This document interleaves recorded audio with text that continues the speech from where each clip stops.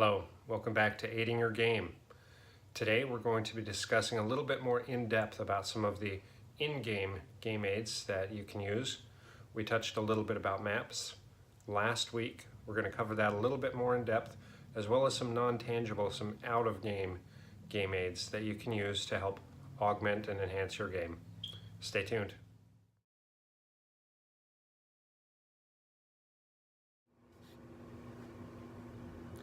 Hello, and welcome back. Last week we touched a little bit about using maps as a game aid, as an entry point game aid into your RPGs. Of course, we discussed a little bit about theater of the mind and how to augment that. So I have an example here of a regional map. As I said, this is one of the best starting points you can use.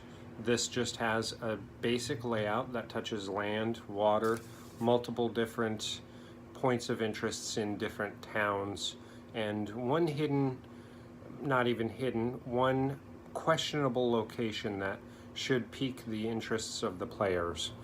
That, of course, is something that is following Matt Colville and Matt Mercer's suggestion of having something a couple of days away so that the adventurers have to travel to a location, which opens up all kinds of possibilities along the trails.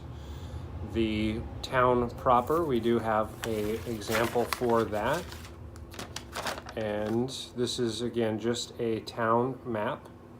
Of course, at Green Oaks RPG Game Aids, they are tied in together, so the map that is drawn is one of the towns on the regional map. Now, game aids like this are a fantastic way to get players' input as they're studying over the map and you're describing the town. You can start pulling information of what are their characters wanting to do. So this town map kind of starts here, where they can access land travel in any way, but also water travel. So if they want to become pirates and explore the seas, there is that possibility. If they want to, in their lower levels, just explore the ruins nearby, there is that. But it also gets them thinking about what do they want to do in a longer duration. Do they want to set up a keep in the woods? Do they want to explore the woods? What are their characters wanting to do to impact the area? By using game aids, you can start to feel out what their goals and ambitions are and plot your dungeon mastering or your game mastering to suit that, so that they're having as much fun as you are. And as mentioned last week, it takes out some of the work because you're not having to anticipate, plan, plot everything. So it allows you a little bit more freedom to delve deeper into the tasks and trials that they're most interested in, which is going to, of course, not only ease your workload, but let them feel like their characters are doing what their characters would want to do. This is going to increase the role-playing opportunities as well as retention. Oftentimes we hear that people don't regularly show up to sessions, or they're hit and miss, and it's harder to schedule. Not always, but sometimes that can be because they're just not having as much fun in the game. When the players aren't having as much fun, they're not going to make it as high a priority to attend your games. By making their characters a little more central, by letting them have some of the choice in the direction of the campaign, even though it'll follow your plot line and ultimately lead to the finale that you've been planning, it gives them an easier time to buy into the campaign and to make it a higher priority. Small game aids such as a map aren't going to guarantee that, but it is definitely going to help.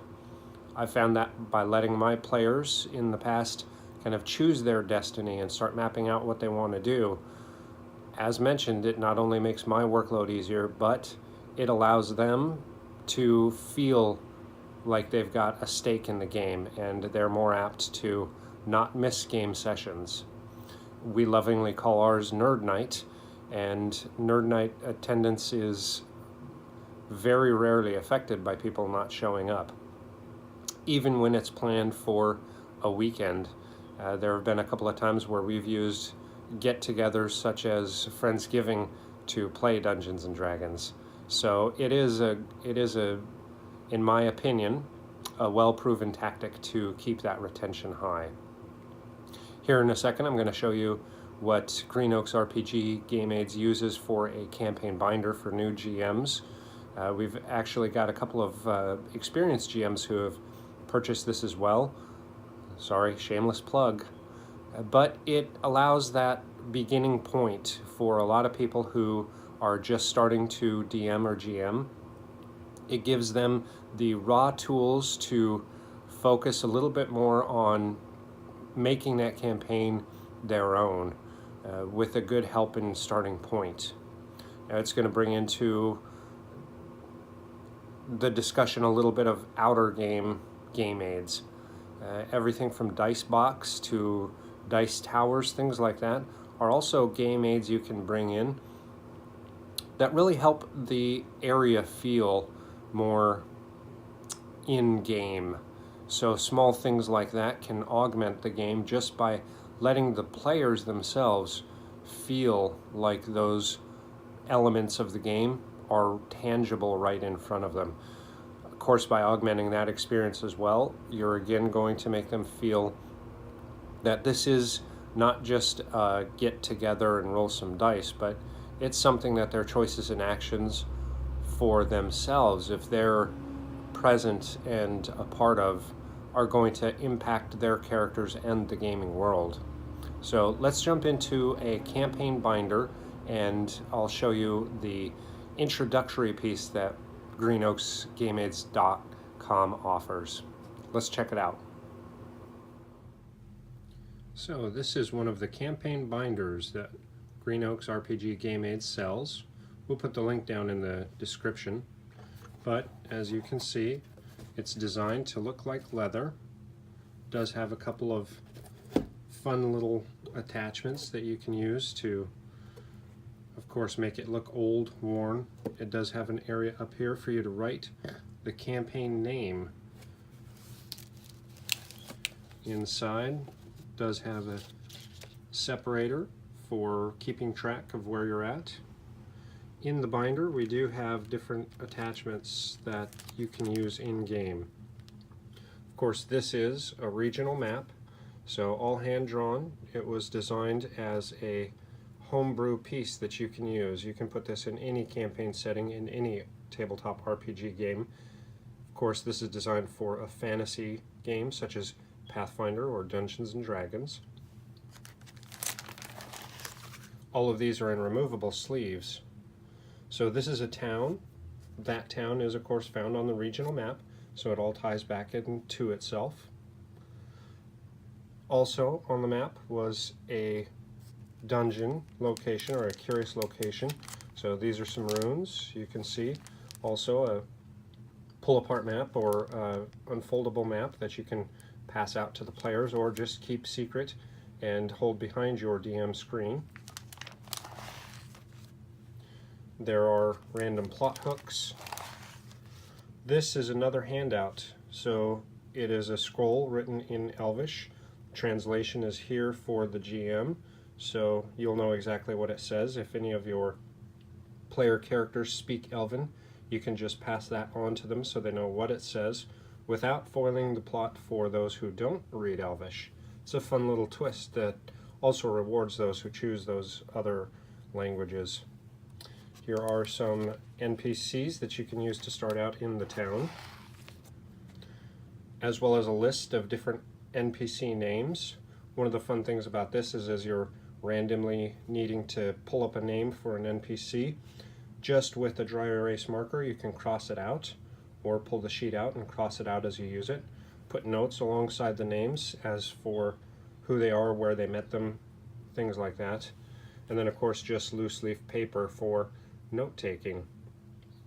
So game aids like this, again, add in-game as well as out-of-game meat to your campaigns.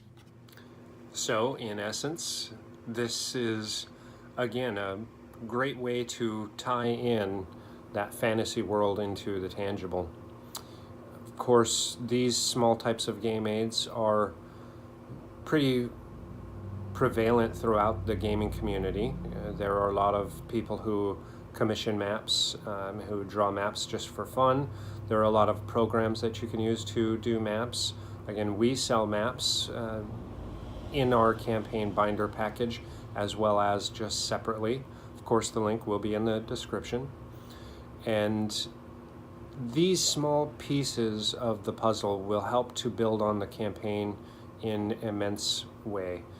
I can't stress enough how small game aids such as these can really help augment player buy-in, character development, and advancement as they're getting to choose and pick how they want to do, but also world development as they're focused on certain areas rather than spending your time on peripheral items, encounters, goings on. You can focus more of your time on what the characters are actually going to be working with and interacting with. And by allowing this, you're going to see those peripherals, while still going on, are not going to take up as much of your time.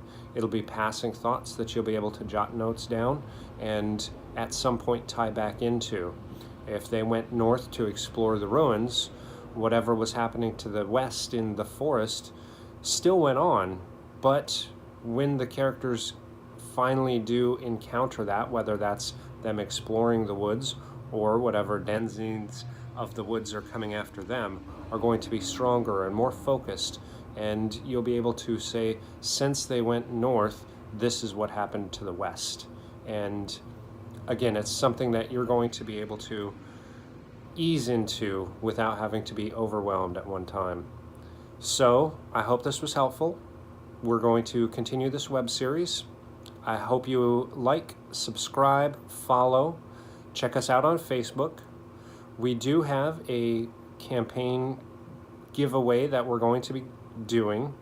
This is going to include one of our Green Oaks RPG Game Aids t-shirts with a fantastic D20 compass, and of course our tagline, "Where will your adventures take you?" a campaign binder, and a custom dice box. So this entire package is going to be given away when we have 100 subscribers or 100 likes and followers on Facebook. So make sure you check us out on Facebook, subscribe, like, share, and help us broaden this community and start bringing game aids to more people. Hope you enjoyed, and until next time, where will your adventures take you? Thank you.